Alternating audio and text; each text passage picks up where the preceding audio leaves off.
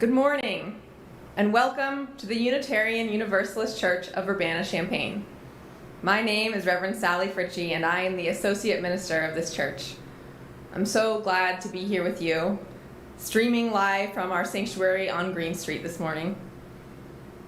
Our congregation's mission is to build community, seek inspiration, promote justice, and find peace. We're a church of many theologies, and we value deeds above creeds. We're a church that strives to build beloved community in the here and now. The title of this service is We Need to Talk About Abortion. And you should know that that is exactly what we will be doing today. Abortion, pregnancy, reproductive justice are topics that touch all of our lives in different ways. So I ask you to be gentle with yourself if this conversation is very raw for you. Take your time in listening to the messages that are shared here. Feel free to pause and step away as needed, and let yourself rest in the music that plays. Abortion is a topic that in some ways is being constantly talked about, especially now in the wake of Texas's new unconstitutional legislation. And yet simultaneously, the topic is being silenced and avoided when it comes to the personal and embodied dimensions of this big, abstract moral debate. The truth is, this is a conversation we need to be having as Unitarian Universalists. And my hope is that today reaffirms a shared commitment to honoring the full dignity and humanity of women and pregnant people everywhere. I'll also add a note on gender-inclusive language here. Anyone with a uterus might be impacted by legal restrictions around abortion and reproductive health care, which includes many non-binary people and trans men, as well as cis women and girls. The reflections and stories you hear today will sometimes refer to women, sometimes to people who can become pregnant, and sometimes to other labels or terms when talking about those who are targeted or affected personally by public policy and stigma around abortion. Please keep in mind that there is no one typical case that covers all possibilities. If you want to follow along with a written order of service, you can find that link just below this video on our website. And if you want to chat with your fellow UUCUC members, you can find the live stream chat box on our YouTube page. This Sunday after the service, we'll debut our new fellowship model, which will include both an online Zoom fellowship right after the service and, weather allowing, an in-person fellowship starting at 12:30 out on the lawn here at church. Remember that because we are live, there's still time to make your own contributions to our shared joys and sorrows later in the service. And to do that, you just email your message to joysandsorrows@uucuc.org. This congregation chooses to begin every Sunday with a formal acknowledgement of the indigenous nations of this land. It's a practice that connects us to the history of this place and to our own responsibilities as stewards and members of a wider community. Wherever you are listening from today, please bring to mind the indigenous peoples and histories of your place. There will be a moment of silence after the acknowledgement, and in that silence, I invite you to consider how, specifically, you might amplify the voices or contribute some support to Native activists this week. We recognize and acknowledge that we gather today on Indigenous land, taken through deception, coercion, and violence. We acknowledge the continued displacement and oppression of Indigenous communities, and we lift up Native commitments to survival, identity, and the protection of this world.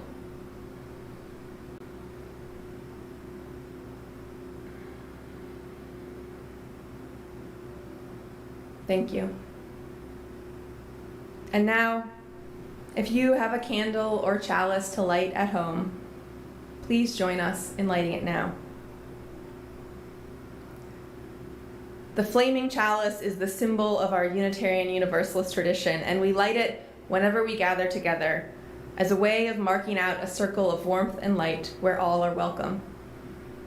In these days of ongoing pandemic, lighting all our separate candles and chalices in all our separate homes is one way we honor the connections we're holding on to, despite the distance. So please read our shared chalice lighting words.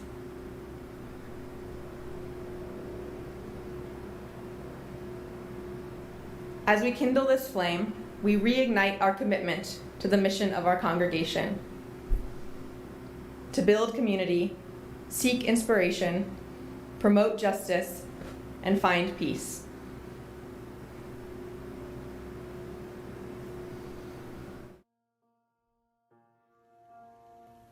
Good morning. Music for me is a spiritual and meditative practice, and it's a privilege for me to share it with you this morning. This is a song a lot of us love, out of the Teal hymnal, Meditation on Breathing. So I invite you to sing with me. It's 3 easy parts, or just let it wash over you. Breathe in, breathe out, breathe in, breathe out, breathe in, breathe out. When I breathe in peace. When I breathe out, then I breathe out love. When I breathe in, I breathe in peace. When I breathe out, then I breathe out love. When I breathe in, I breathe in peace. When I breathe out, I breathe out love. When I breathe in, I breathe in peace. When I breathe out, I breathe out love. When I breathe in, I breathe in peace. When I breathe out, then I breathe out love. Breathe in, breathe out, breathe in, breathe out. Blessed be.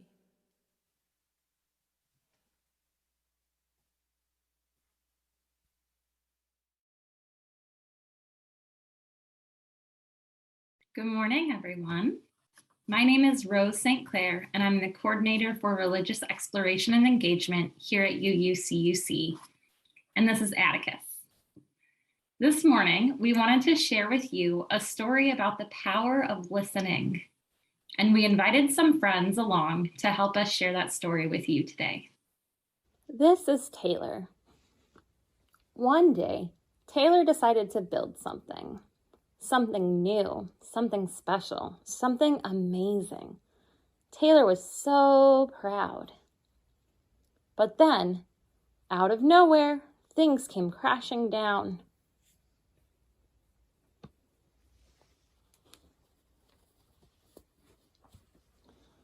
The duck was the first to notice.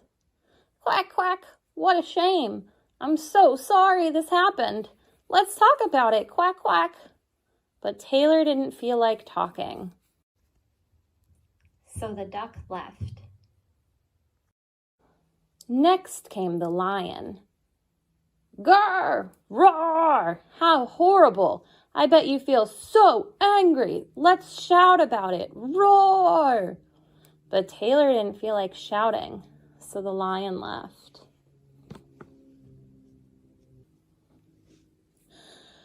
The elephant knew just what to do. I can fix this. We just need to remember exactly the way things were. But Taylor didn't feel like remembering, so the elephant also left. One by one they came. What a mess! Let's throw it all away. Let's go knock down someone else's. Let's hide and pretend like nothing happened. But Taylor didn't feel like doing anything with anybody, so eventually they all left until Taylor was alone. In the quiet, Taylor didn't even notice the rabbit, but it moved closer and closer until Taylor could feel its warm body. Together they sat in silence until Taylor said, "Please stay with me." And the rabbit listened. The rabbit listened as Taylor talked, as Taylor shouted. The rabbit listened as Taylor remembered and laughed. The rabbit listened to Taylor's plans to hide and throw everything away and ruin things for someone else. Through it all, the rabbit never left. And when the time was right, the rabbit listened to Taylor's plans to build again. It was going to be amazing. Thank you, Rose, for that story about the power of listening. And thank you to Emily for your singing and for the opportunity to just breathe together. In this service, we're going to hear short reflections from two members of this congregation, Julie Laut and Celia Barbieri. I asked them both to speak on the topic of abortion and contribute their perspectives as women, as activists, and as Unitarian Universalists. Celia Barbieri, who grew up as a child in this congregation, will speak now in her own words, and I invite you to listen. Okay, so one of the things that I love most about being a Unitarian Universalist is our principles. And in particular, what I love about them is that although within each of our principles there is a specificity, so we can understand exactly to what they're referring, I also like that they're able to create this general sense of expectation, of covenant, for what a UU should be fighting for and thinking and considering when we're sort of making our decisions on political and moral and any issue like that. And for me, when I look at all of our 7 principles together with all our discussions of interdependent webs of existence and valuing democracy and things like this, I really get the sense that UUism wants us to trust in humans and to trust in the human ability to be rational and to make choices that are right for them and their neighbors and their community. And I think the way that that ties into abortion is really this sense of bodily autonomy and of trusting pregnant people to understand what is the right choice for them in their life. So if that choice is terminating the pregnancy, then we need to trust them. And I think that's what UUism tells us about this issue. And if they choose to carry to term and keep the child, or carry to term and adopt it out, those are also equally valid choices that we need to trust them to be able to make, because, you know, as we say, my body, my choice. Growing up as someone who can get pregnant and potentially will at some point in my life, that's how I would like people to think about me and the way that I'm allowed to exist in this world and exist in my body, is to trust me to do what's right, just like I trust other people to do what's right for their body. And I really think the issue of abortion can be as simple as that. It's trusting someone to make a choice that's appropriate for them and to decide whether this living creature is allowed to use their body, essentially. I can mention that old example that people use with kidney donation. So for example, if tomorrow I woke up and I realized that my sibling needed a kidney, even if I knew that I could give them my kidney to save their life, that does not mean that I have to. I'm not compelled to do that because they're not entitled to the use of my body. And society and our laws and our morality trusts me to decide what is appropriate for my life and whether I'm going to allow someone to have use of my body. And I think that's very similar to abortion. So, yes, I think that's what UUism to me says about abortion. That's what I say about abortion. And I would just like everyone to consider that when they're thinking about this in the future. Each Sunday here at UUCUC, we make space to share the joys and sorrows closest to our hearts. What joys and what sorrows do you carry with you today? Let them rise to the surface now, and if you wish me to share them aloud with the community, there's still some time to send them in to joysandsorrows@uucuc.org. Together, we're going to hear our blessing song, Long Time Son, and then I will share aloud the joys and sorrows of this community.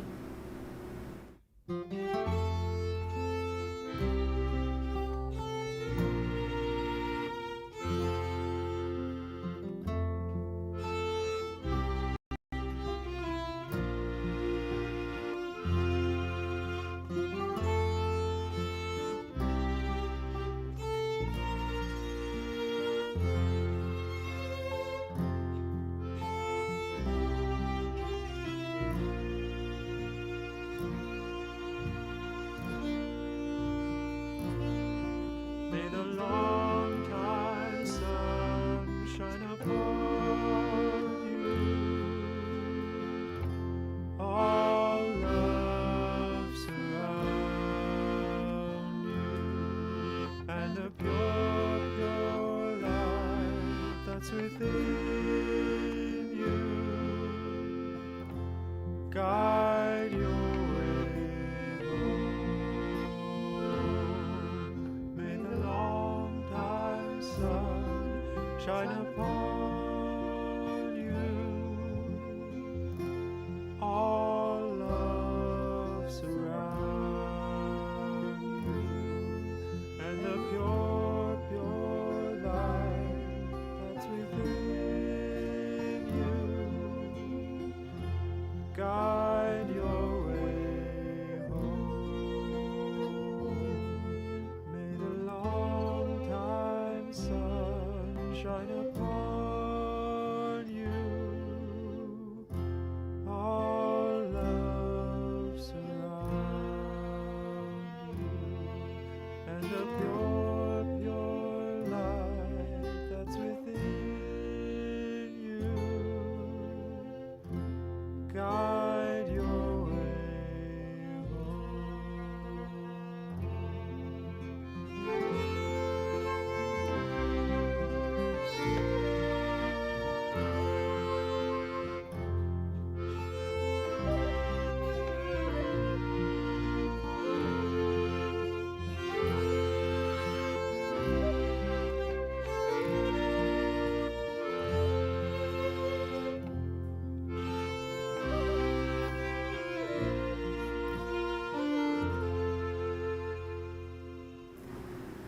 An absolute joy from Emily McCown, who writes, I am overflowing with gratitude for my UUCUC family. What a privilege it is to be able to Zoom into seminary from the comfort of my Urbana home and stay connected with my church community. I'm so thankful for Brian Franklin, the board, Leanne Reichart, Reverend Florence, and Reverend Sally for launching the fundraiser to offset some of my tuition costs. Thanks be to UUCUC for helping me hear the call to ministry, and I'm so glad I don't have to make this journey alone. Sending my love. A sorrow from Ursula Eidelman. Deep sorrow for the death of Robert Eidelman, father to Ursula and Alexandra, spouse to Olga Peshovich Eidelman. Deeper joy that his last days were wonderful, his passing was quick, and his pain is over. Dad will undoubtedly enjoy exploring the next great mystery with the friends and family who preceded him in death, and giving those of us still alive a grand tour when we too pass on. A concern from the McDermott family. Please keep your good thoughts and healing prayers flowing toward our mother and grandmother, Christine McDermott, age 98, who fell yesterday and hit her head. She's currently in the hospital with a diagnosis of 2 fractures of her C1 vertebrae. We're waiting to hear the results of the neurosurgeon's review of her tests. A joy from me. For the birth this past Monday of James Alistair Dyer, firstborn of my childhood best friend, Brianna. And a sorrow for someone who I love very much, who just lost a wanted pregnancy when it was still too early to have told many people about it. Secret sadness is much harder to hold, and my whole heart is with her. From Pat Nolan. Please send healing energies to the extensive Nolan family. My brother Francis died in his sleep unexpectedly last week. He was my younger brother and a larger-than-life Irishman who was one of the first paramedics in Alaska. A joy and sorrow from Christine Cahill. It was great joy to march with church friends and so many others at the Women's March in support of reproductive rights yesterday.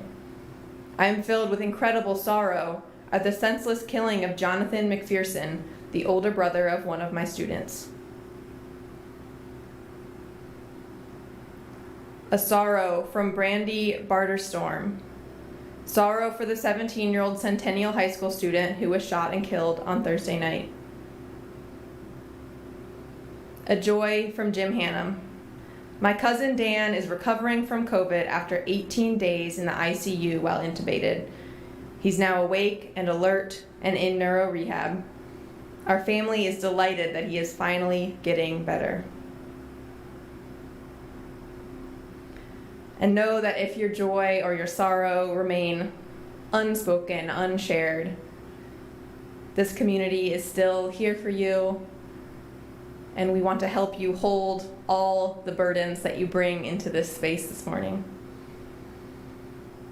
I invite you to take a breath, lift your hands from the keyboard, from the phone,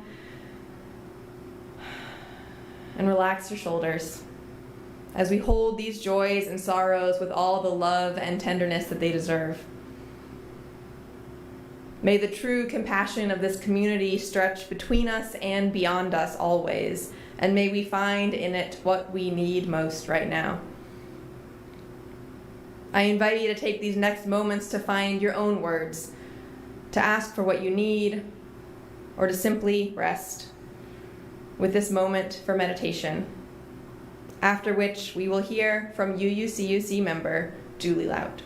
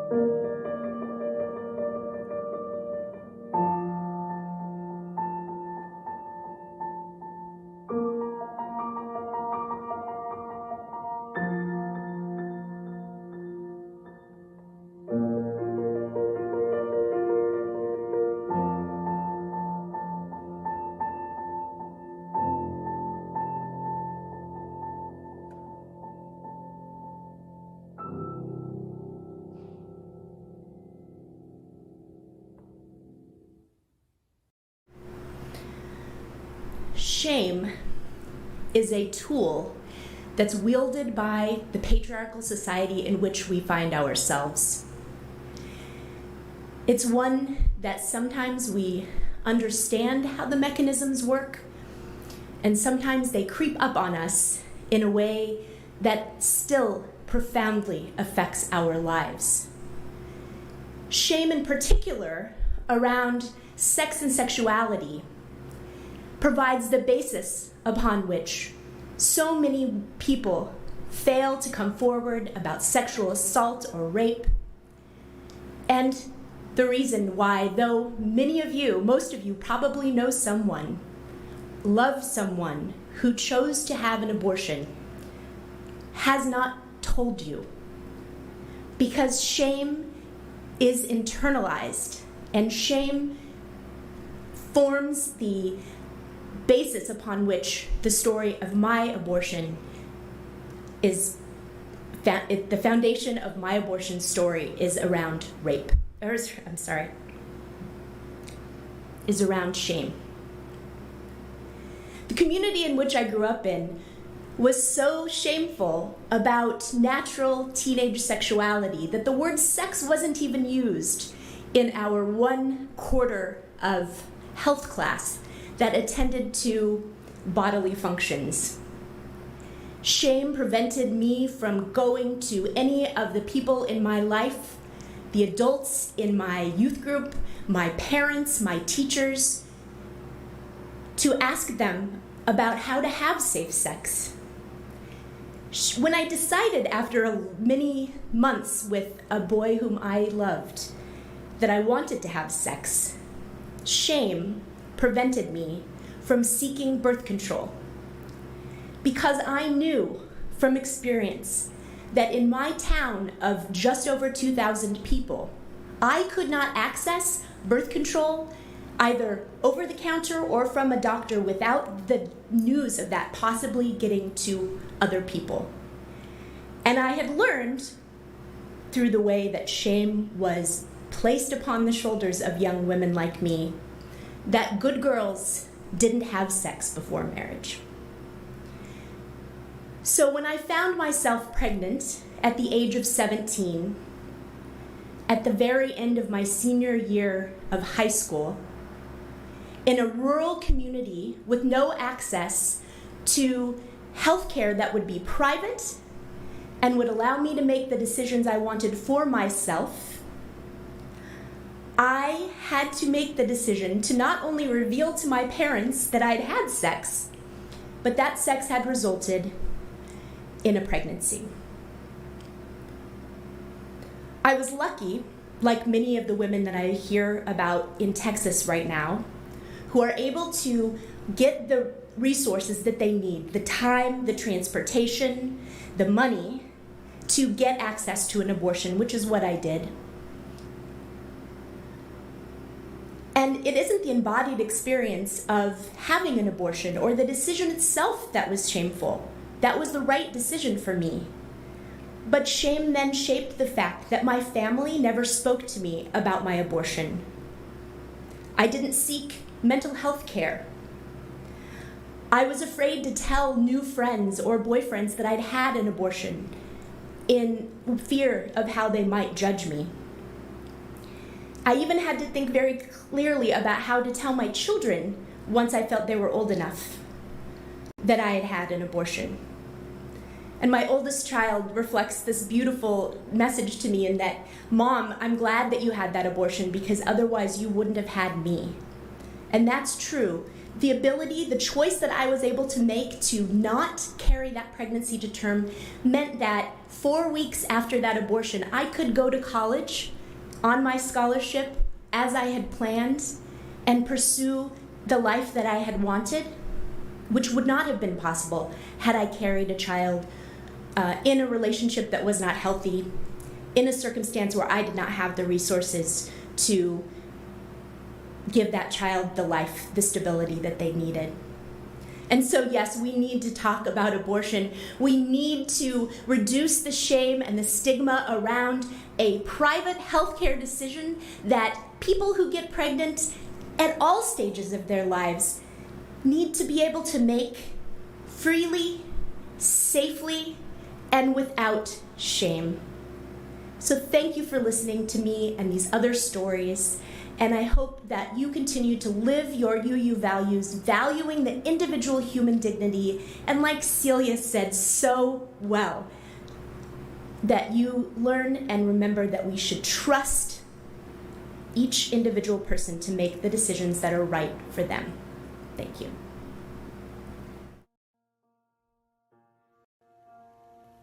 Good morning.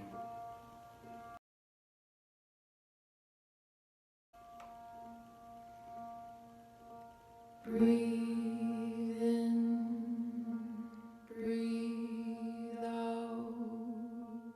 Breathe in, breathe out.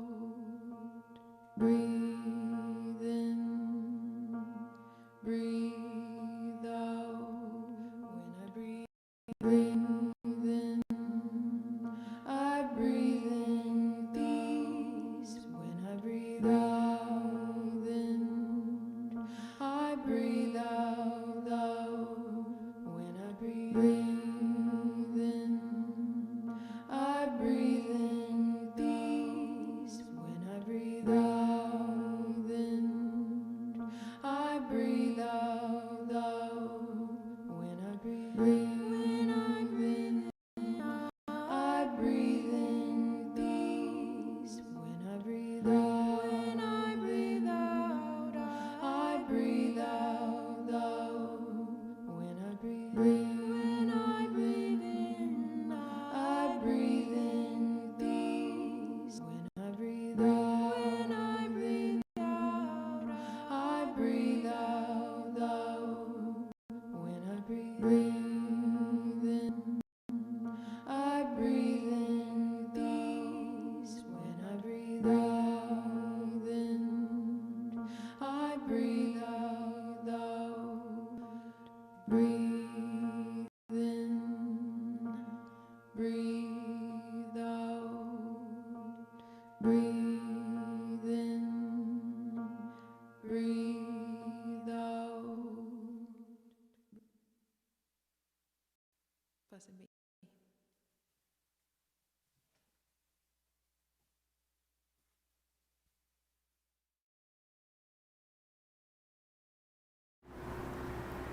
Thank you, Julie, for your courage and for your truth. And thank you to everyone who shared their stories with me in the weeks leading up to this service. I opened up my inbox and invited you to speak openly about your experiences under the safety of anonymity, and the response was overwhelming. I had at first thought of including every word of your stories in this service, but I realized that would fill almost our entire hour this morning. So let me provide just a few snippets, a small window into the ways abortion access has touched lives right here in our congregation.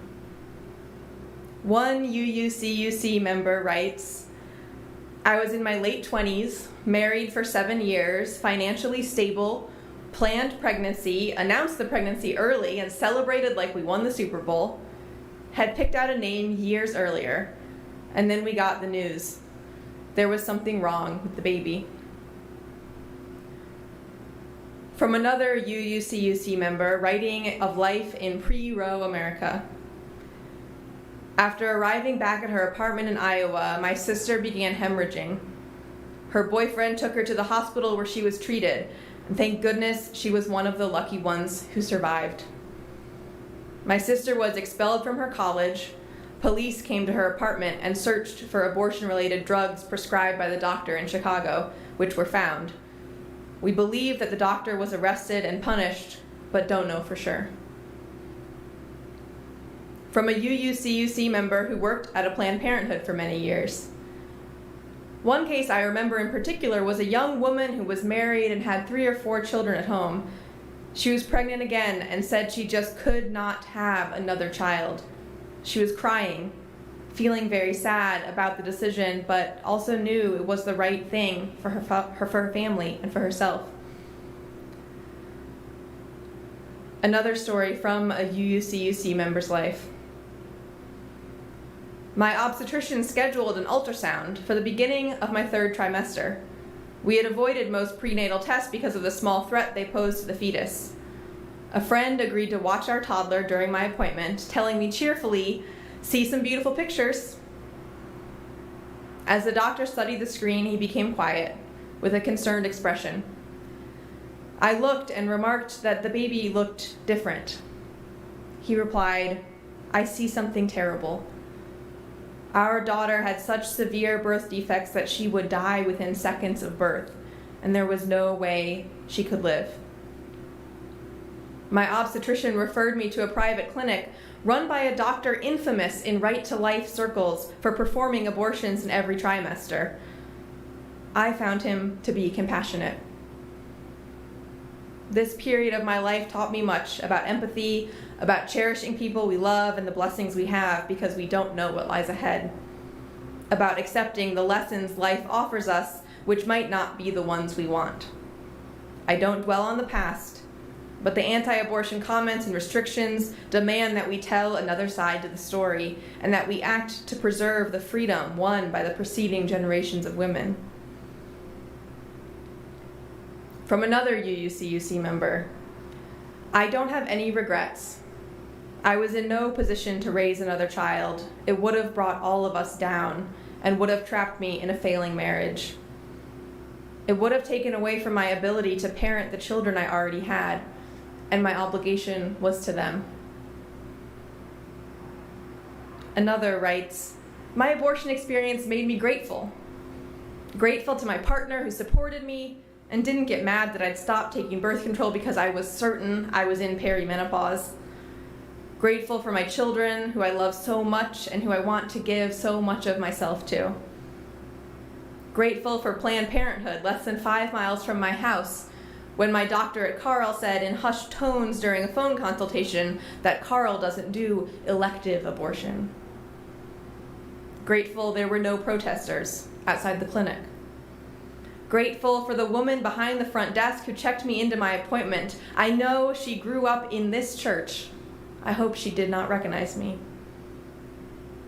Grateful for the donors to the clinic and the many familiar names on the donor plaque, names of members of this congregation who, despite not knowing I was there that day last spring, supported my right to make that difficult decision. Reading your names was like getting a big hug. I feel grateful for the ability to make the decision that was right for me. And finally this, I am now a woman who has had an abortion. I'm at peace with the decision, but still fear rejection and judgment should I be public about it. I can count on one hand the people who know this about me.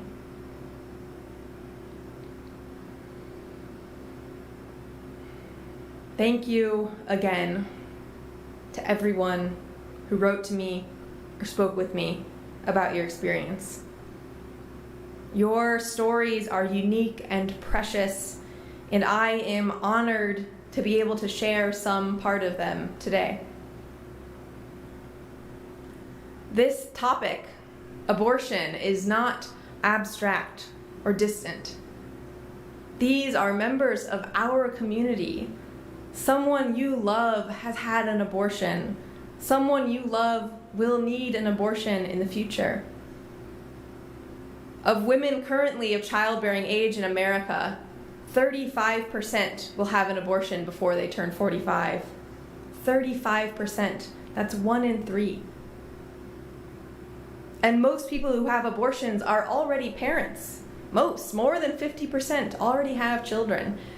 Do you think people who speak about or pass laws about abortion know those numbers or know these stories?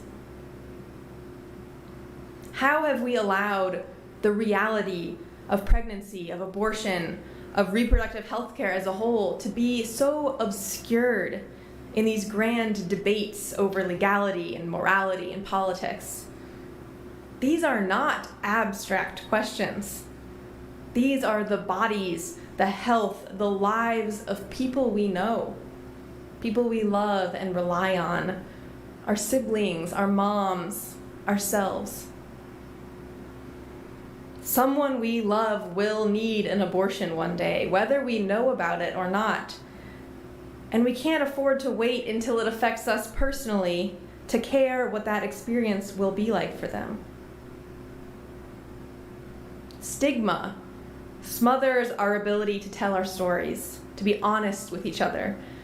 Fear of judgment or a discomfort with conflict and disagreement marks this topic as off limits, taboo in ways that even other controversial debates are not. Churches all across town have rainbow flags, and Black Lives Matter signs. But will any of us put up banners declaring our churches proudly pro-choice? And I know that not everyone in this congregation is in complete agreement on the legality and morality of abortion. There are those who are concerned about the question of when exactly human life begins, those who can't help but view every ended pregnancy as a tragedy. I know of several here who feel abortion should only be a last resort, but who still strongly support pro-choice legislation, access to birth control, etc., because it's the most practical way to lower the abortion rate long term. Maybe you are one of these. Maybe you feel morally conflicted when it comes to abortion, or unsure of what you would do if faced with your own decision about pregnancy. Maybe you're still figuring out what exactly you feel at all, and that's perfectly okay. I hope that no matter your feelings or your beliefs, you're able to stay present in this conversation and listen. Listen with your whole mind and your whole heart to the experiences of those who have beliefs and feelings just as complex and varied as yours, but who have lived the embodied consequences of our political debates. And listen, too, for the voices of those who are trying to make it harder to access abortion. Those voices are very easy to find. They hold positions of power in state houses, in courts, and in church pulpits. Listen to how they talk about pregnant people and their role in the world.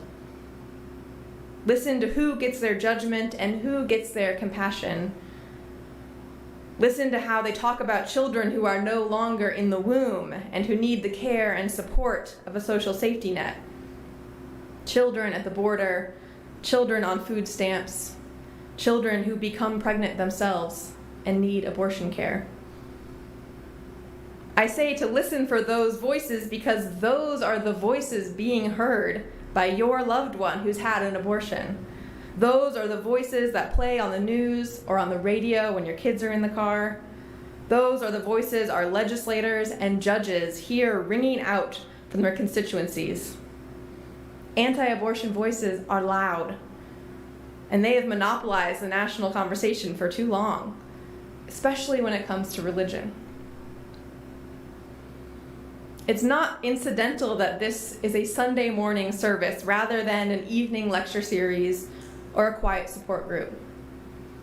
I want to be entirely clear that for me, and for many UUs, being pro-choice is a moral, religious, faithful stance. And there's nothing shameful or inappropriate about the topic of reproductive justice.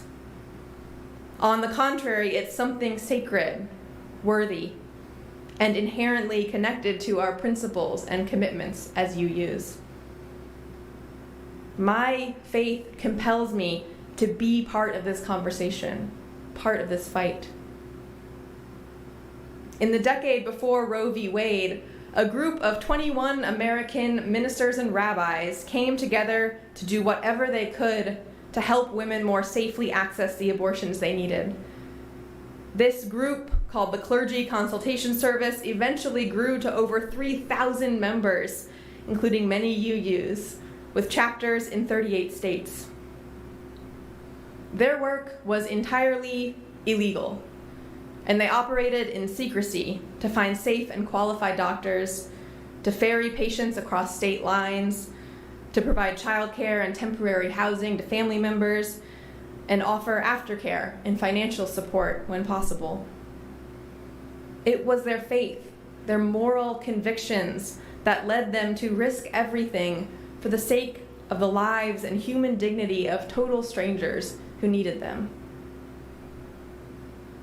Today, this work is carried on by the National Network of Abortion Funds. This national network brings together a patchwork of autonomous local nonprofits that provide practical support like transportation, childcare, lodging, translation services, and even access to doulas. I may dream of restarting the clergy consultation service to help smuggle desperate people into Illinois for health care, but the truth is, we don't need to restart anything. Local and national abortion funds are already there on the ground, building those relationships and creating that communal strength. And people of faith are there with them, quietly living out their convictions and doing the work of justice. I am speaking about abortion from the pulpit this morning because I refuse to cede this conversation to those who preach so loudly against it. I refuse to let the simplified, black and white picture of what it means to need an abortion or who it is that gets an abortion stand unchallenged. So I will be part of this conversation, publicly, proudly, for the sake of everyone whose story was told today, and for the sake of everyone whose story is still waiting to be spoken aloud. If you are listening today, no matter where your heart lands on this issue, if it's a good heart and committed to understanding and fully embracing your fellow humans in all their complexity, then I invite you to be part of this conversation too. We need to talk about abortion. Within our churches, with our friends, with our families. I know it's difficult, it's awkward, it's upsetting, it's private, but we need to talk, to listen, to ask each other questions and tell each other our stories. We need to talk about abortion. Because if the good-hearted people of the world stay silent, unsure, avoidant, we know exactly which voices will ring out all the louder, calling for more restrictions, less access, more judgment, and a return to the terror of pre-Roe America.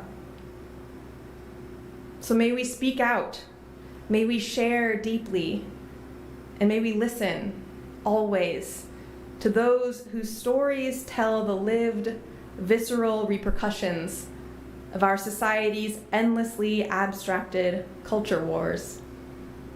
These are our lives, so may we not be quiet about it. Amen.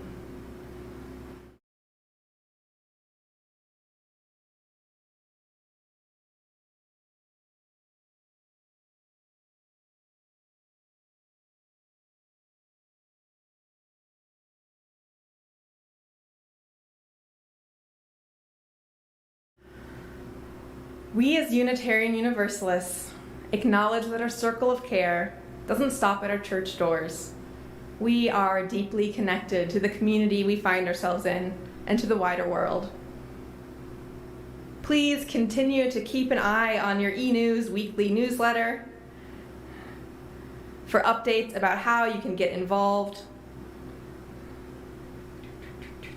I'm overjoyed to announce that today will be the first session of our COVID-era OWL-inspired comprehensive sex ed curriculum, which we're calling Taking Flight, which will be at 4 p.m. today, either on the lawn or on Zoom, depending on weather. Also today at 2 p.m., our UU Crop Walk team will be walking to raise money to fight food insecurity and poverty, and there's still time to donate to that effort. Later this week, the UU Companion Ministry is hosting the first of 3 sharing circles centered around processing the many and varied emotions of these pandemic years. If you could use a space to speak honestly about all this year has brought and to listen deeply to others, consider showing up to be part of this community event, 10:30 a.m. this Saturday, in person outside on the lawn. Just after that, in the same spot on Saturday, there will be a social action gathering to explore how our congregation can partner with other UU churches in our state to make a more meaningful impact on racial justice, immigrant rights, and more. That's at 1 p.m. on Saturday. Also next weekend, next Sunday afternoon, the membership committee is hosting casual social get-togethers in 3 different local parks: Colbert Park in Savoy, Hessel Park in Champaign, and Carl Park in Urbana. Show up at 3 p.m. and meet the UUs who live in your neighborhood. Finally, remember that starting today, we're going to be having both in-person and Zoom fellowship hours. You're invited to hang out with us on Zoom starting right after the service, and hang out with us in person on the South Lawn here starting at 12:30, which will run right into our 1 p.m. pre-K religious exploration group. So if you're the parent of a young kid, we look forward to seeing you there. Each Sunday, in recognition of our very real interconnected nature, we split our offering plate with an organization doing the work of justice in the world. During the month of September, half of our collection goes to DREAM, or Driven to Reach Excellence and Academic Achievement for Males, which is a local nonprofit with a mission to disrupt generational cycles of poverty, incarceration, and trauma by providing healing-centered and educational programming that nurtures and empowers young men and boys in underserved communities. Here's a short video to say more about their mission. My name is Tracy Dace. I am the founder and executive director of DREAM. DREAM stands for Driven to Reach Excellence in Academic Achievement for Males. Our mission is to reach out to boys and girls in the community to support their learning and to put them on a path of success so that they can go to college and become great leaders and members of our society. We have after-school programs, summer programs, Saturday programs. We keep kids busy. We do literacy, art, music, dance, sports, running, fun stuff every day because we're very, very excited about dreamers becoming leaders. We are located in Champaign and we work with Unit 4 schools. And the best way to reach us is to go to our website. That is www.dream.org, and look us up, find out what we're doing. You can submit your name and your contact information if you're interested in finding out more about DREAM. We would love to have you and your family as a part of what we're doing, and we look forward to a great month and a great year, and rock the Dream House.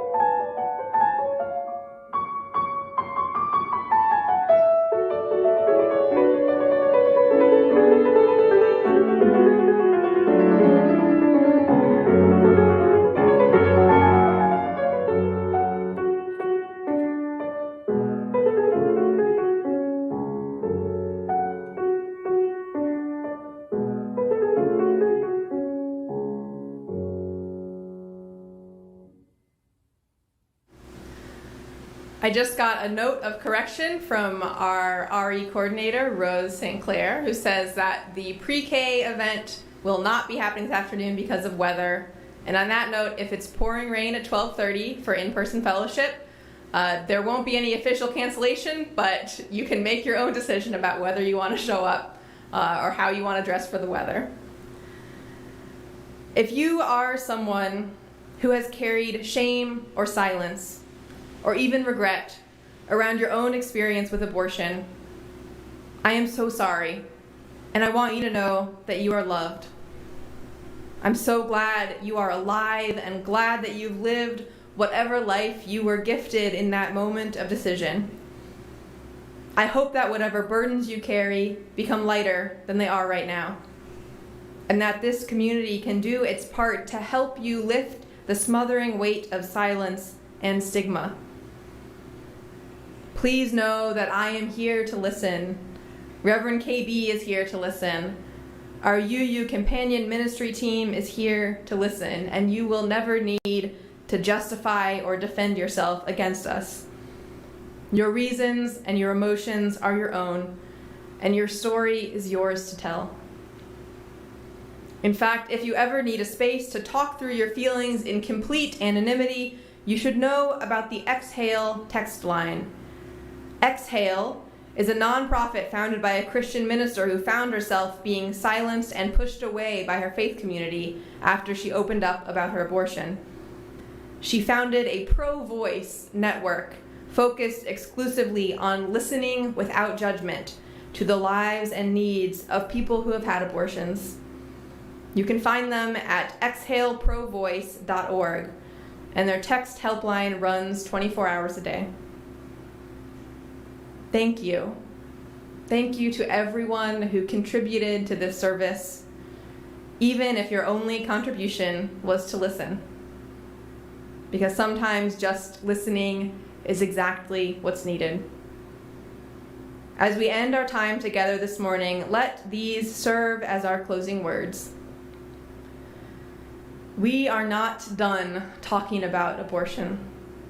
We are not done talking about gender and bodies and politics and justice. May we never be done. May today be just one word in an ongoing conversation, one that started long before us and will continue long after. May our faith lead us to contribute something powerful and true to that conversation. And may our communities empower us to turn our words into actions.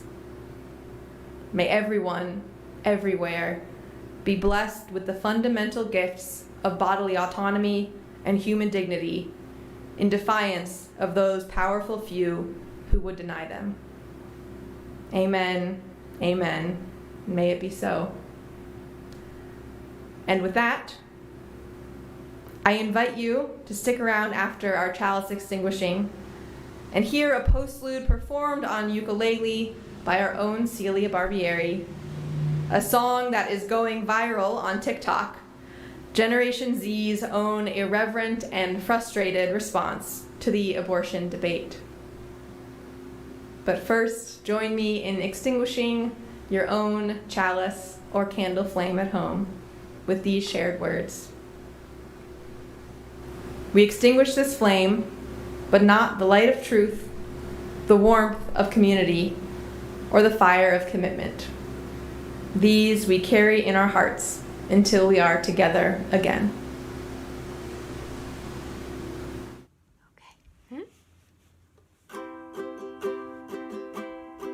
Some folks believe a life begins when egg meets sperm and want to force all pregnant women to carry to term, but their actions point to something that you wouldn't expect, that they think kids only matter when they're not born yet. They'll make sure family leave and childcare funding fails, take away their parents at the border and jail, kids beg for climate action under crippling debt, while you show them they only matter when they're not born yet. If abortion was the issue, contraception would reduce it, whoa. But wouldn't you know, certain people made it difficult to use it. Whoa. Publicly shame them if they can't afford lunch. Refuse to keep schools safe from COVID or guns. For once, I wish their actions would disprove